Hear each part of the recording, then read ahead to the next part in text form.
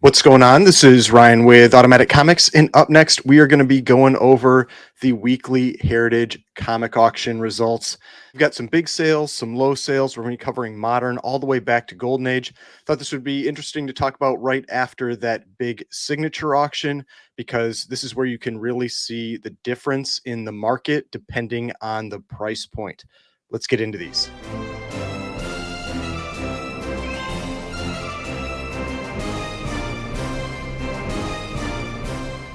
All right. So before we get started, please remember to hit that like button and hit the subscribe button if you'd like to see more content like this. So what this is a recap of the weekly Heritage comic auction. I watch this auction every single week. There's always great books in it, and it gives you a good feel for the current comic market. That's why I like to talk about it. I'm going to be covering everything from modern back to Golden Age. And if you're not familiar with this weekly Heritage auction, Heritage is one of the big auction houses that's out there, and one of the things that they sell is comics. And they have a weekly auction where on Sundays they sell Golden Age, on Mondays they sell Silver Age, and on Tuesdays they sell bronze up through modern. And now normally I start with the Golden Age books, but this time, I'll give people a little bit of a break, and I'll start with the kind of like the bronze through modern books, and I'll work our way back. But first thing I thought I would do is I would kind of give a little bit of a recap of this auction. Because if you watched my recaps of the big signature auction where they're selling all the big books and everything, kind of gives you an idea of the difference in scale of these auctions. So these are the results from that weekly auction. And you can see up here, we had total sales of $628,219, which is a lot of money, especially when this happens week after week after week. There's a lot of books that sell in these weekly auctions, and some pretty big books can come up for sale too. But I also have here is the signature auction that happened about a week ago. And you can see its total sales from its auction was 11,298,000, with the top book or top item selling was a original art page from Tales of Suspense 39 that went for 336,000. The second item was a Superman 1 that went for 300,000, compared to the weekly auction where the biggest item was a 4-color 386. It's the start of the Uncle Scrooge stories that went for 14,400. You had a Journey into Mystery 83 5.5 that went for 12,000. So I mean, there are still big books that sell in these weekly auctions, but they don't tend to be at the level or scale of those signature ones. And I had some comments in my signature video where someone had asked if I could cover some of the less expensive books, books that people are generally more able to afford. So that's what I'm going to be doing in this one. I'm going to be covering some expensive books as part of this, but also some more affordable ones. Now, just a little recap as well is that every week I price out a bunch of different comics from these auctions. And this week I priced out 83 books, and of those, 43% beat my estimates. So what that typically means is, on average, that means the market as a whole is trending down. Now, I do break that down a little further by gold and silver and bronze, but when I see more books selling for less than what I expect than more, that just to me means that things are still trending down, and it's stronger or weaker depending on the era. But compared to that signature auction, with the signature auction, 59% of the books beat my estimates. So that's one of the things I really wanted to point out here, is that that's where you can really see the difference in the market depending on the price point.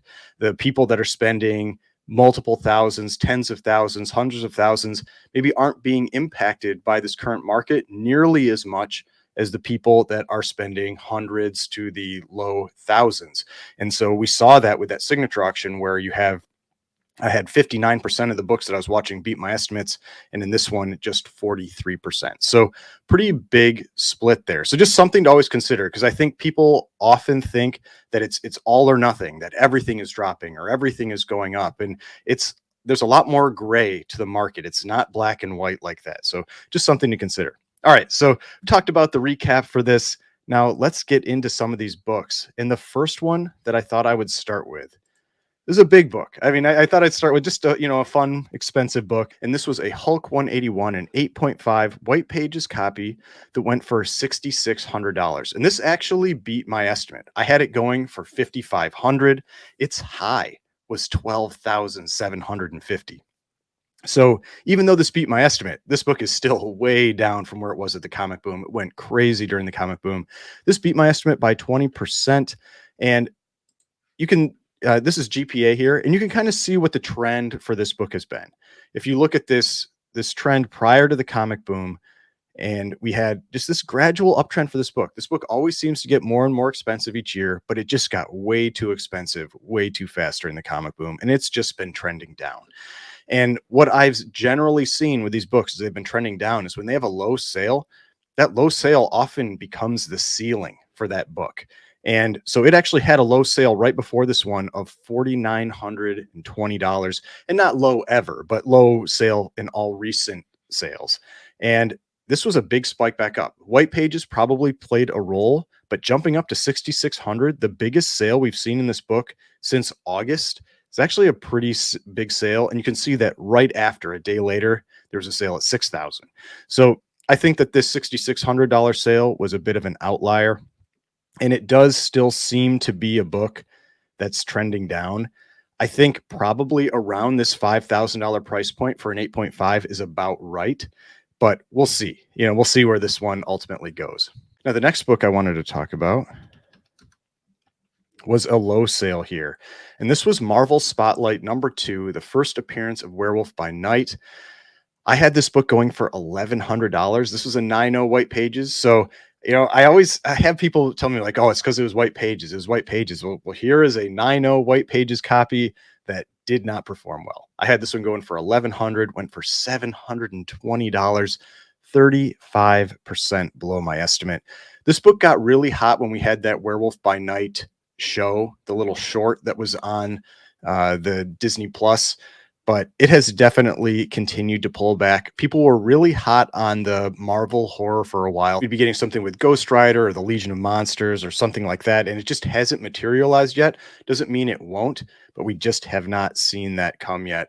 And I mean, this is a pretty big drop. I mean, if we take a look at Marvel Spotlight #2,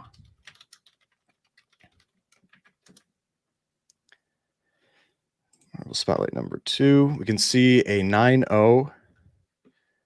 There's that $720 sale. I mean, it's really been jumping all over the place lately. So a little difficult to predict where it's going to go. But I mean, you can look at these sales. I mean, we had a $1,500 sale in August and a $910 sale, then a $1,200 sale in October, and now this $720 sale. This is the low sale for the year for a white page copy as well. So definitely seems like a book that I would be cautious about. I mean, when you look at this big ramp up here that we had versus what it used to be doing, I see a lot of downsides still with this book. So I wouldn't be surprised if this one continues to trend down. I'd be cautious with it if you were looking to pick up a copy of this book. Now, the next one, we'll talk about a high sale, and this was just 2 sales later. And also talking about monsters, we had, or kind of monsters, I guess, we have Marvel Spotlight #5 and an 8.5, also a white pages copy, went for $3,840. I had this one going for $3,100. Its record was $7,950. So again, something where it has been cut basically in half since its highs, but this still beat my estimates. So it beat my estimate by 24%. It's a good looking book. I mean, we can take a close look at it. You see a few little spine ticks there. I don't see this as a book that would upgrade, especially with this down here. You can see that that's a pretty big, you wouldn't even call it a tick, really. I'd call it more of a crease. And so I think an 8.5 is really where this book is at, but it's a solid looking book. It's really, really square. That's one of the things people are often looking for with this era of book, because you have this Marvel Comics Group banner at the top. And if the book isn't square, it looks kind of really throws off the visual appeal of the book. And this is a good looking copy, but still beat my estimate by 24%, really solid sale. Now, the next one we're going to talk about is definitely a low sale, but one that I would continue to avoid. And that is Star Wars: The Clone Wars #1. This is the special edition, a 9.8 white pages copy. This is the first appearance of Ahsoka Tano. And this was a book that went absolutely nuts during the comic boom. This book hit $16,000. $16,000. This is very similar to what I've talked about with Ultimate Fallout 4, the Drzevic variant. This is the type of book that should scare you with the prices that it was at during the comic boom and the prices it was at prior to the comic boom. It's why I do not recommend, even though we keep seeing the Drzevic variant go down, I do not recommend that book, and I do not recommend this book. So if we take a look at what this book was going for, I mean, it just, when you see charts like this for pricing, you just, it should make you think twice. I mean, even if you think you're getting a deal, I don't think you are. And look at these prices. I mean, prior to the comic boom, this book, 2015, $100. 2017, low was 122. 2019, low was 305. Then look at that. Into 2020, we had a jump to $5,000. Then 2021, $16,000. Then still 12,500 in 2022, and 9,000 this year was still a high. And I mean, just look at this book going down. There's no way that that is a knife that I want to catch that is falling. I mean, this book I could see just keep dropping and dropping. I realize Ahsoka Tano is a popular character. I realize this is a relatively scarce book. But I mean, look, in 2023, we still had 16 sales, 2022, 13 sales. I mean, barely any earlier on before the boom. But then once these prices spiked, this just shows you people wanted to dump their copies. They just go, wow, I can get $10,000, $15,000 for this book. Yes, I am definitely going to sell it. And that's what they were doing. And you just are having people just continue to sell because they're probably afraid it's going to go back down to these $400 or $500 prices. Maybe it won't. But this isn't a book that I would be chasing right now. I would wait until we see some type of leveling off with it before I would even consider picking up this book. And that's the same way I feel with that Ultimate Fallout 4 Drzevic variant. Just, it's just not worth the risk. To me, this is just not worth the risk, especially now the show is over. It was okay. I think they're going to have a second season, but I wouldn't be chasing this book at all. Now, going to a little bit more positive one, we had a lot of Dave Stevens books that sold, and they were going for some big numbers. And this is an example of one of them. And this is Planet Comics #1, but it's from 1988. This is not the Golden Age 1940 version. Dave Stevens covers seem to be getting a lot of attention lately, and this one is no exception. This is a 9.4 that went for $288. This is not a record, but it's very close. I had it going for 220. Its record was 292. And so this was a really solid sale, 31% over my estimate. If you're looking for what would be considered more modern good girl art, Dave Stevens is really kind of the one of the main artists to go after. And Planet Comics #1 is one of his most well-known covers. I think a 9.8 goes for around 1,000. But let's take a look. So you can see all the different Planet Comics. This is the 1988 version. And yeah, okay, a 9.8 last sale. And this was a year ago, though. It was $650. And we've been seeing bigger and bigger numbers for these books. Like you can see all these green arrows. This book definitely has been trending up. And so I wouldn't be surprised if the 9.8 went for somewhere around $1,000 now, given these trends and the bigger sales that we've been seeing in the lower grades. I mean, look at in 2021, you had a 9.4 at $163, and here we have 288, 150 up to 225, 94 up to 243. So I wouldn't be surprised if we saw this get up to around probably 900. I think around 900 is where that might go. All right, now one more strong sale. We'll move up to the Silver Age. It was definitely a mix in this one for X-Men. And I talked about that with the big signature auction. Saw lots of really strong sales for X-Men. It was a mix in this auction. So we had X-Men #94, an 8.5 off-white to white. Really solid color strike on this one. There's some deep colors on this copy. 8.5 went for $1,080. I had this one going for $950, so beat my estimate by 14%. So pretty solid sale. And if you're not familiar with this book, this is the first time you have the new X-Men in the X-Men title. And so one of those keys that used to be a bigger key than Giant Says X-Men 1. Giant Says X-Men 1 has become the bigger key, but this used to be the bigger key for a while. But it wasn't all of these that had strong sales. So for example, there was a X-Men 101 that went for 17% below my estimate. First appearance of the Phoenix, an 8.5, went for 456. I had it going for 550. Another one of these books that got really hot during the comic boom, it was at $1,496 as the high sale for an 8.5. So it has been cut by 2/3. So this book is definitely quite a bit down from that comic boom. Curious if it's a decent time to start picking that one up.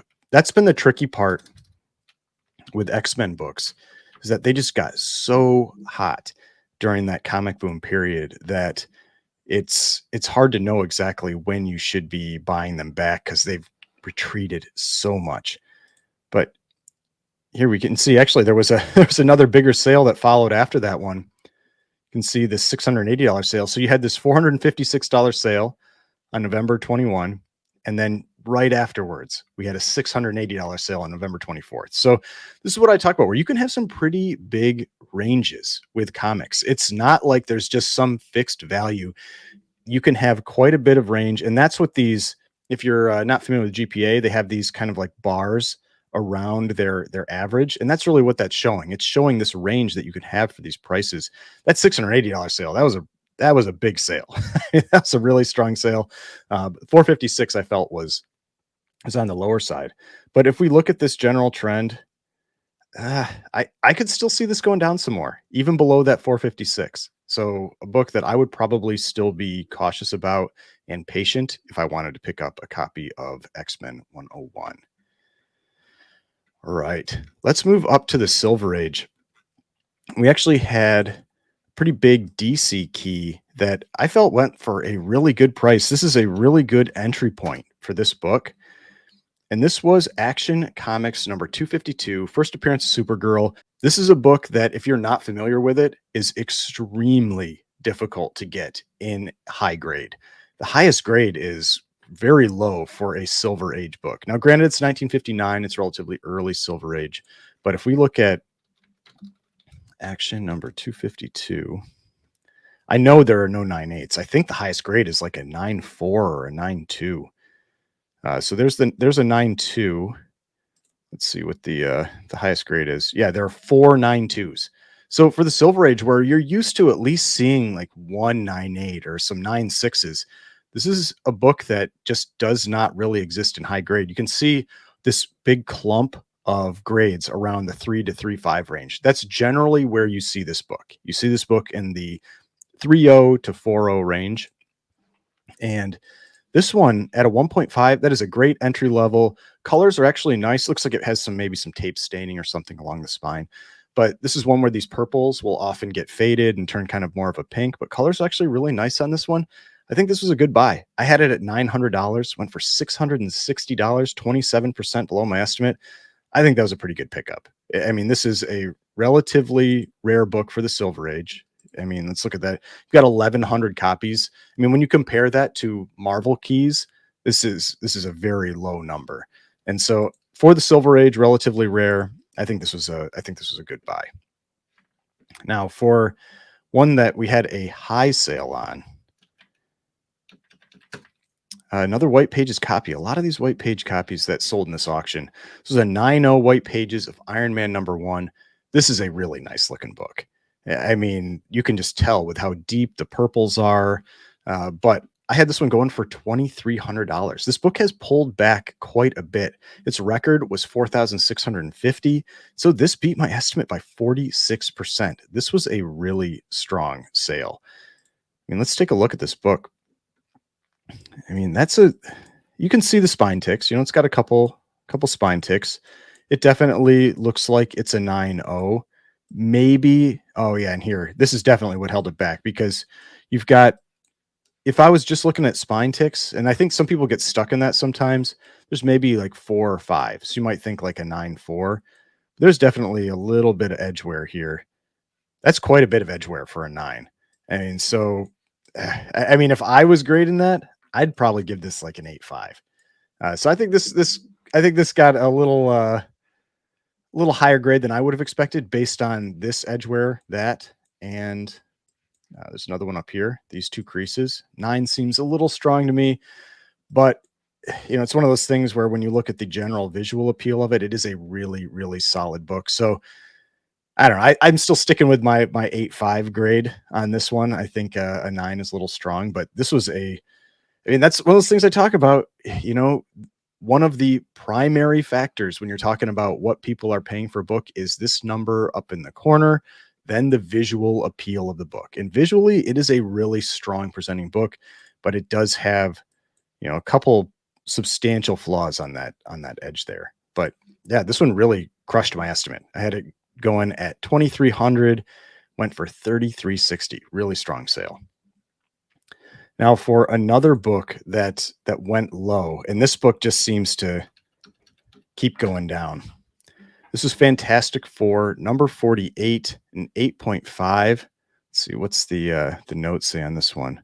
1216 written on cover in pen. I'm surprised that's on the notes. They never write that kind of thing on the notes. Like that's like writing a date stamp. That must be a really old note. I'm guessing maybe this book was graded a long time ago because they used to write that in the really, really old graded copies. Let's see. Yeah. Okay. So this was graded in 2001. And so on the really old copies, they used to put this type of note on there, but this person got it re-slabbed and they just carried that note over, which I'm kind of surprised about. Normally they wouldn't. I don't think they'd normally do that. But his first appearance of Silver Surfer, first cameo appearance of Galactus.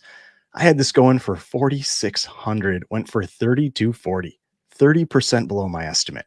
The high for an 8.5 during the comic boom, $14,946.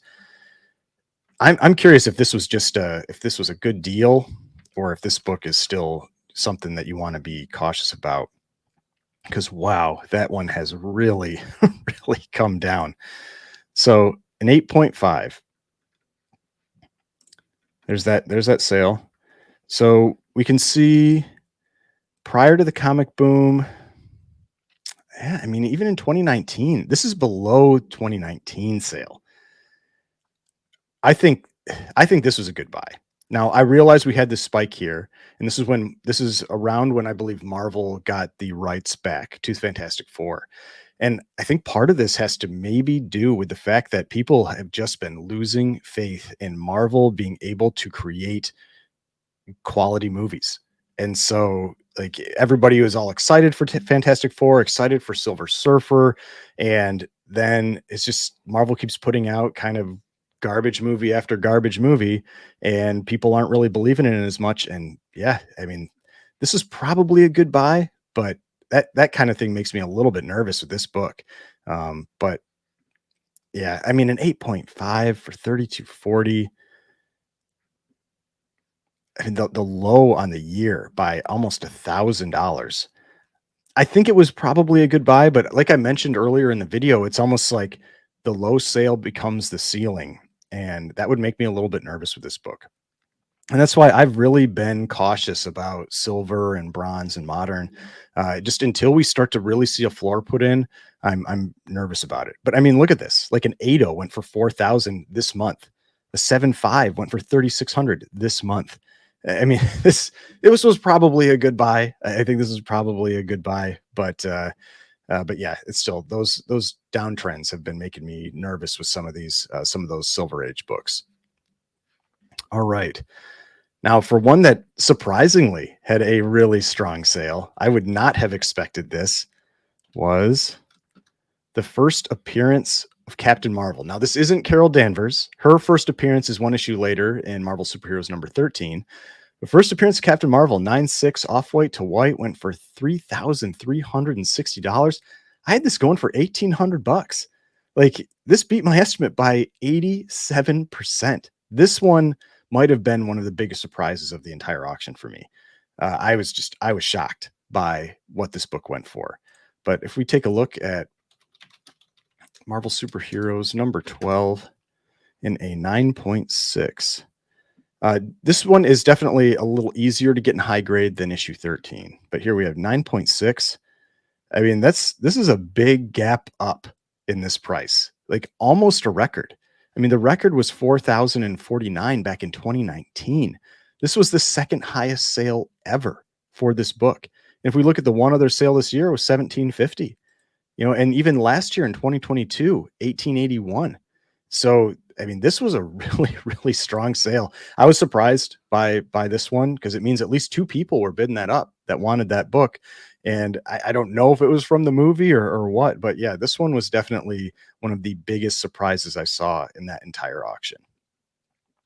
Now, I was talking about X-Men, and so the Silver Age definitely had some X-Men that underperformed, and the biggest X-Men book of all that keeps trending down is X-Men #1. First appearance of the X-Men, first appearance of Magneto. A 3.0 went for $6,300. I had it going for $7,000. This book had peaked at $16,800 during the comic boom. This went 10% below my estimate.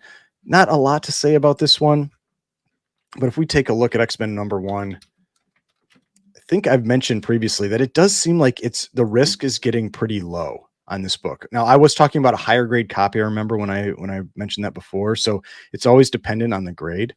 But at a 3.0 going for $6,300, you can see there was another sale right after for $6,900. I mean, so let's take a look at this. I mean, if we look at the general trend of a 3.0, it does feel like it could still drop some more. I would say a 3.0 looks like maybe could get down into the mid fives, 5,500, something like that.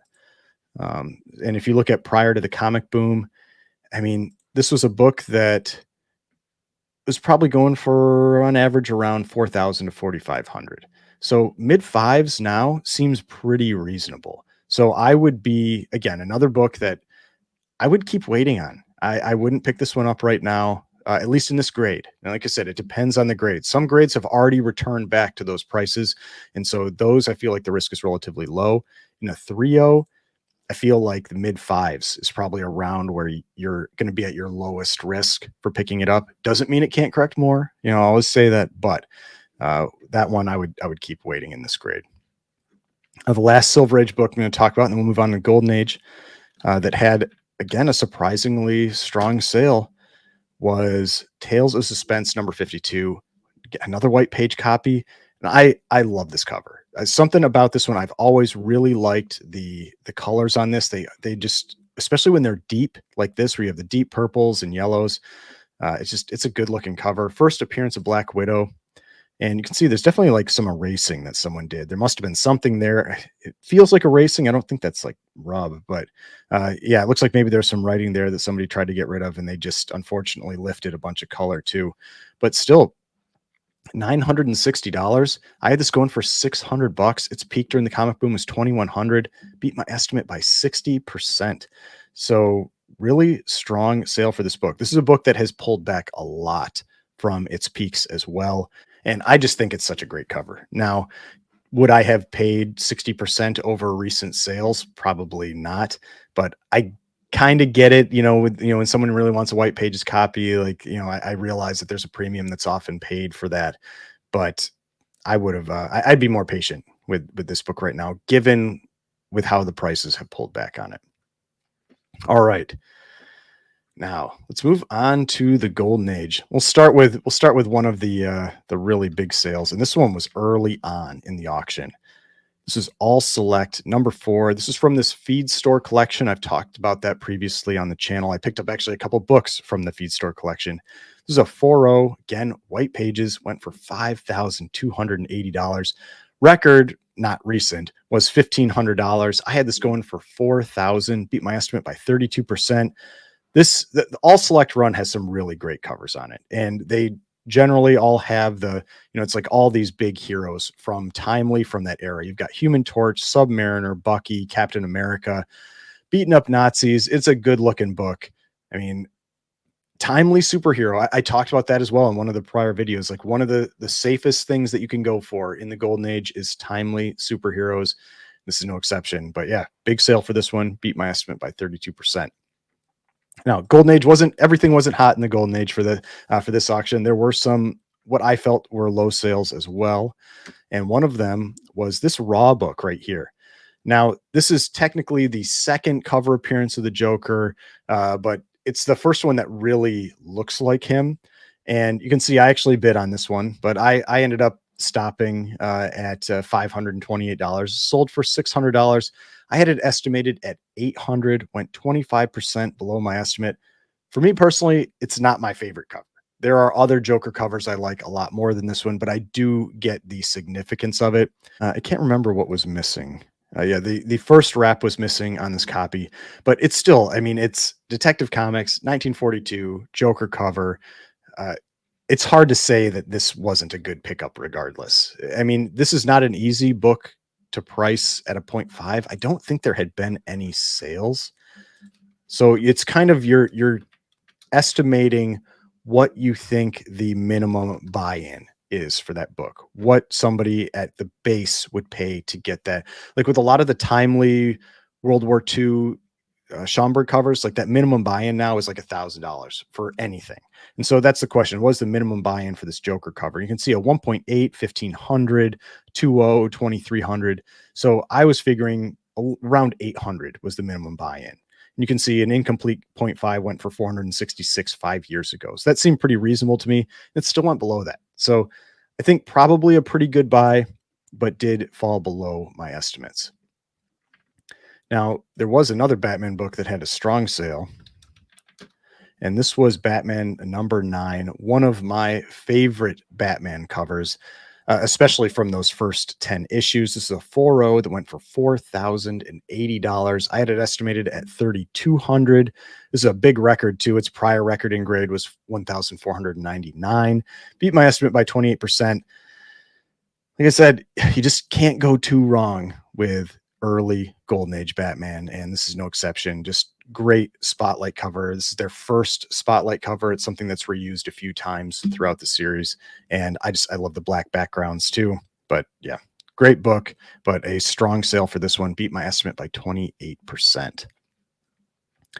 Now, another one that disappointed was actually a pre-code horror book. This was Punch Comics number 11. And it's a little bit more of a crime cover if you're familiar with the Punch Comics run. But Punch 12 is obviously the one that people love the most. It's the giant skull cover. This one has a smaller skull on it. But this is a 2.5, went for $690. I had it going for $950. So this was below my estimate by 27%. This one is a little tougher. It's not quite as popular as some of the other covers in the run. But yeah, pre-code horror that went low, but there was also pre-code horror that beat my estimates, and it's one of the most famous ones. And that was a crime suspense stories number 22, 5.5. Now, this one was interesting because this auction was on Sunday, right after the signature auction, that platinum auction. And that platinum auction also had a 5.5. Now, I felt like the 5.5 that was in the signature auction was a nicer presenting copy. You can see this one has what looks like it was probably maybe another book resting on top of it or something, because you can see this lighter color in the center here, and it went for the exact same price. They both went for $9,000. So the other one I felt underperformed a little bit. This one I felt overperformed. But this is one of those things, like same grade, went for the same price. Grade really does drive things a lot.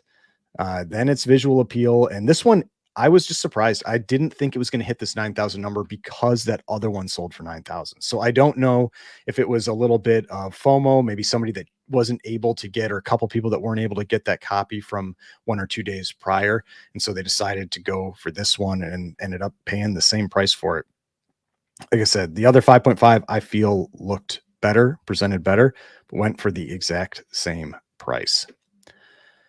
Now, another underperformer, and this one isn't really that big of a surprise, was Namora number 2. This is timely.